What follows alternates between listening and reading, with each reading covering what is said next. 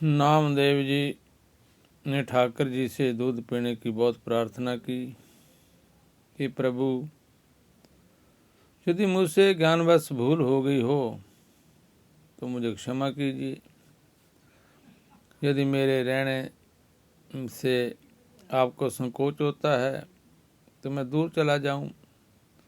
आदि आदि बहुत तरह के लांबे नामदेव जी ने दिए, परंतु ठाकर जी ने दूध नहीं पिया। तब उन्होंने दूध उठाकर भैया को डाल दिया और अत्यंत दुखी होकर मन में विचार करने लगे कि मालूम पड़ता है कि मैया ने जल्दी करा दी। दूध ठीक से औटा नहीं था, अतः शाम को दूध उठाकर और भी गाढ़ा किया तो भी नहीं पिया। तो दूसरे दिन सोचा शायद मिश्री कुछ कम हो गई हो, इसलिए नहीं पीते। ऐसा ही कभी केसर की कमी, कभी इलायची की कमी और कभी कम होने की कमी, कभी अधिक होने की शंका करते। ऐसे ही करते करते 2 दिन बीत गए। दूसरा दिन भी व्यतीत भी हो गया। माता खाने को नामदेव को कहती तो जय कह देते कि मुझे भूख नहीं है। माता समझती के भूख लगाया दूध पी लिया होगा। नींद नहीं आती तो इसके कई कारण हो गए। नामदेव जी चिंता में पड़ गए कि ठाकर जी ने दूध ना पिया, इसकी चिंता। दूसरा भूख, तीसरी नाना जी के अप्रसन्न होने का भय, चौथा सेवा छूटने का भय आदि ऐसी बातें सोचकर नामदेव जी को नींद नहीं आती थी। आज हृदय में बड़ी दृढ़ता है, मन में दृढ़ संकल्प है कि या तो प्रभु दूध पीवे, नहीं तो मैं छुरी मारकर मर जाऊंगा। श्री नामदेव जी ने ठाकर जी का कटोरा पकड़ लिया और बोले, प्रभु आपके साथ मैं भी भूखा हूँ। दूसरे नाना जी रोज प्रसाद देते थे, आज भी मिलना चाहिए। तब श्री ठाकर जी को ऐसी बेनती करते रहे।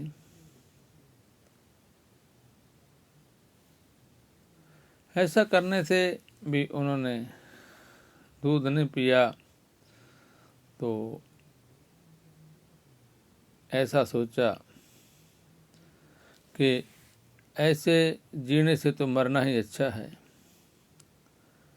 ऐसा कहकर नामदेव जी ने छुरी निकाली और भगवान को दिखाकर अपना गला काटने के लिए गले पर छुरी चलाना ही चाहते थे कि भगवान ने हाथ पकड़ लिया और कहा कि अरे ऐसा मत करो, मैं अभी दूध पीता हूँ। जय कहकर भगवान दूध पीने लगे। नामदेव जी ने देखा कि ये तो सारा दूध ही पी जाएंगे। तब बोले कि थोड़ा सा प्रसाद मेरे लिए भी रहने दीजिएगा, क्योंकि नाना जी के भोग लगाने पर मैं सदा दूध प्रसाद पीता था। इसलिए ठाकुर जी ने अपना श्री कर कमल नामदेव जी की तरफ किया और नामदेव जी को दूध पिलाया। श्री नामदेव जी की भूख, प्यास, कृष्ण आदि तो क्षण मात्र में दूर हो गई। शरीर भी दिव्य हो गया। इसके बाद श्री नामदेव जी की ठाकर जी से मधुर मधुर ठाकर जी को 2-4 बातें नामदेव जी ने सुनाई और 2-4 बातें सुनी। श्री नामदेव जी ने पूछा, क्यों प्रभु, आप सूर्य दिखाने से ही रीझते हैं? मुझे क्या मालूम था। ऐसे पर भगवान ने कुछ नहीं बोले और उनको मुस्कुरा दिया। और ऐसी ही एक दृष्टांत और भी देते हैं कि एक ब्राह्मण धन की कामना से भगवान श्री मुरली मनोहर जी की सेवा करता था, परंतु सेवा करते करते धीरे धीरे उसका रहा सहा भी सब धन नष्ट हो गया। एक दिन किसी साहूकार से भेंट हुई। प्रसंगवश उन्होंने अपनी परिस्थिति सेठ जी से कही।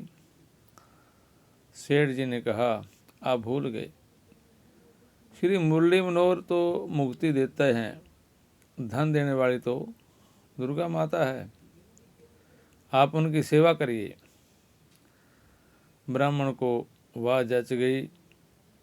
उसने मुरली मनोहर को उठाकर अलमारी में रख दिया और देवी को सिंहासन पर पधरा कर पूजा करने लगा। एक दिन देवी जी को गूगल की धूप दे रहा था। ब्राह्मण ने देखा कि धूप का धुआं मुरली मनोहर जी की ओर जा रहा है। उसके मन में बड़ा रंज आया कि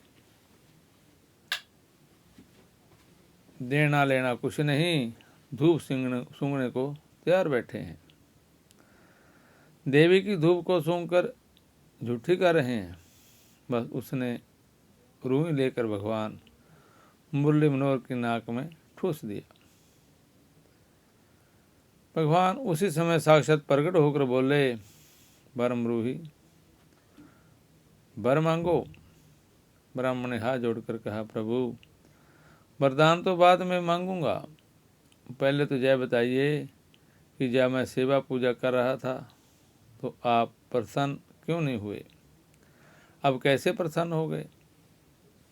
भगवान ने कहा, पहले तुम मुझे पत्थर की मूर्ति समझते थे तो मैं भी पत्थर बना रहा, परंतु अब तुमने मुझे साक्षात भगवान समझा, तुम्हें यह विश्वास हो गया कि ये धूप सूंघ रहे हैं, अतः मैं भी साक्षात प्रकट हो गया।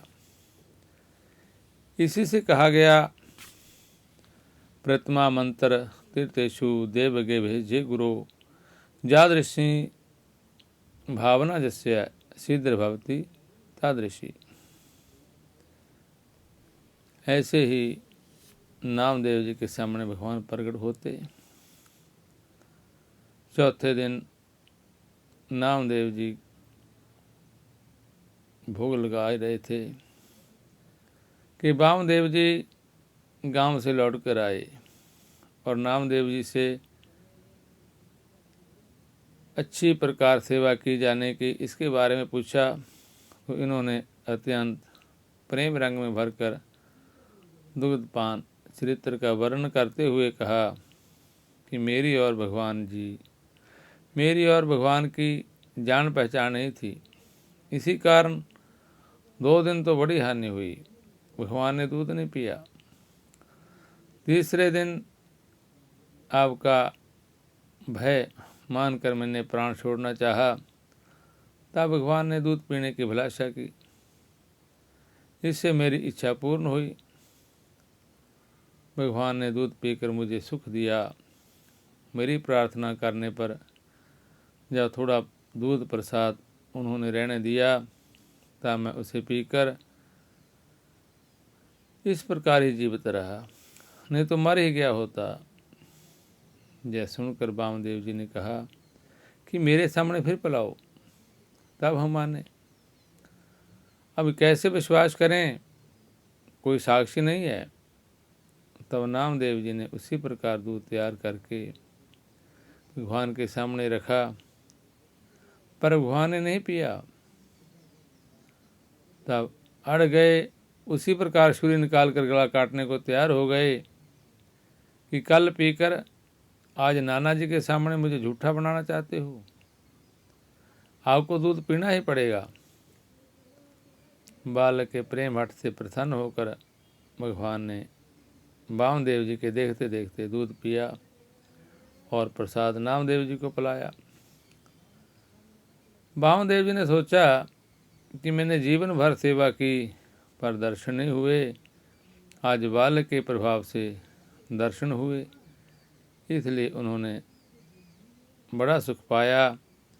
इस प्रसंग के द्वारा भगवान ने जय दिखला दिया कि मैं भक्त के वश में होकर उनके प्रेम के कारण अर्पित भोग को ग्रहण करता हूँ। इसी प्रकार भगवान को रोजाना भोग लगाते रहे और अपने ऐसे ही बहुत दृष्टांत इसमें भगतमाल में आते हैं। एक भगत था, अढ़ैया भगत। वह 2.5 सेर भोजन करने के कारण उसका नाम ही लोगों ने अढ़ैया भगत धर दिया, नहीं तो उसका असली नाम था रामा। रामा की खुराक बहुत बड़ी थी, पूरी 2.5 सेर। घर वालों ने जवाब दे दिया रामा को कि हम लोग पेट भरने में समर्थ हैं। अतः रामा उदास होकर घर से निकल पड़ा और घूमते फिरते पहुंच गया भगवत इच्छा से समर्थ स्वामी श्री रामदास जी के आश्रम पर। श्री रामदास जी सच में समर्थ थे, श्री हनुमान जी के अवतार थे और छत्रपति शिवाजी के गुरु थे। उन्होंने रामा को अपने जहाँ आश्रय दिया, सेवा सौंपी, गाय चराने की और खाने पीने की छूट कर दी। रामा के दिन बड़े आनंद से बीतने लगे। इसी बीच काशी का दिन आया। श्री समर्थ जी ने कहा रामा, आज तो एकादशी है, हम लोग तो व्रत करेंगे, तुम्हारी क्या राय है? उसने हाथ जोड़कर कहा गुरुदेव जी, व्रत करना तो आप समर्थ पुरुषों का काम है, हमसे तो व्रत नहीं होने वाला। श्री समर्थ जी ने रामा को 2.5 सेर आटा और आलू दिलवा दिए और कह दिया कि जंगल में ही बाटी भरता बना लेना, परंतु देखना रामा, ठाकर जी को भोग लगा कर पाना। रामा ने स्वीकार कर लिया, सिर हिलाया और चल दिया गायों को लेकर जंगल में। रामा को आज बड़ा हर्ष हुआ कि आज मैं श्री ठाकर जी को भोग लगाऊंगा। गायों को जंगल में चरने को छोड़ दिया और स्वयं लग गया भोजन बनाने में। बड़े ही प्रेम से बाटी भरता बनाया और ठाकर जी को भोग लगाया। जब रामा ने भाव में भरकर श्री ठाकर जी को पाने के लिए बुलाया तो सचमुच भगवान श्री राम जी साक्षात प्रकट होकर पाने लगे। आधा प्रभु ने पाया और आधा रामा के लिए छोड़ दिया। रामा को लगा कि भगवान तो बड़े अच्छे हैं, बुलाते ही आ गए और मेरे लिए प्रसाद छोड़ दिया। परंतु रामा को एक बात खटकी कि मैं सामान कम लाया था, 2.5 सेर तो मुझे ही चाहिए और उतना ही भगवान के लिए और भी चाहिए। जब अगली काशी आई तो रामा ने कह दिया कि दूना सामान मिलना चाहिए, क्योंकि पाने वाले हम और भगवान 2 हैं। श्री समर्थ जी ने हंसकर दूना सामान दिलवा दिया। कोठारी भंडारी ने समझा 2.5 सेर से पूरा नहीं पड़ता है, अतः भगवान का बहाना बनाकर अधिक सामान ले रहा है। अब की बार जब भोग लगा तो श्री राम जी श्री जानकी जी को भी साथ ले आए। रामा जूल सरकार का दर्शन कर बहुत प्रसन्न हुआ। मिल बांट कर सब लोग पाए। इसी कर्म से रामा समान बढ़ाता गया और प्रभु भी हर बार अपना एक संगी बढ़ाते गए। कभी लक्ष्मण जी को ले आए तो कभी हनुमान जी को, और लोगों ने तो इसे रामे का खाना पीने का स्वांग ही समझा। परंतु समर्थ स्वामी रामदास जी ने रामा की भक्ति एवं रामा के ऊपर भगवत कृपा को पहचाना। एक दिन जब सब कुछ काल के लिए कहीं बाहर जाने की आवश्यकता हुई तो श्री समर्थ जी ने रामा से कहा, रामा अब तुम श्री ठाकर जी की सेवा पूजा राग भोग आदि का कार्य संभालो। गया और सेवक चरा लाएंगे, हम कुछ दिन के लिए बाहर जा रहे हैं। रामा बहुत प्रसन्न हुआ क्योंकि उसे भी जंगल में प्रभु का जाना खटकता था। श्री समर्थ जी गांव के लोगों को कह गए कि रामा भोला भाला है, उसकी खोज खबर लेते रहना। अब रामा श्री ठाकर की सेवा करने लगा। मंदिर में विराजमान श्री ठाकर जी औरों के लिए तो मूर्ति थे, परंतु रामा के लिए तो साक्षात विराजमान प्रभु थे। रामा बड़े प्रेम से सेवा पूजा करता, श्री ठाकर जी से बात करता जाता। कभी कभी दर्शन करने में इतना तन्मय हो जाता कि उसे शरीर की शुद्धि बुद्धि भूल जाती। जब कोई आकर चैतन्य करता तो फिर पूजा में लग जाता।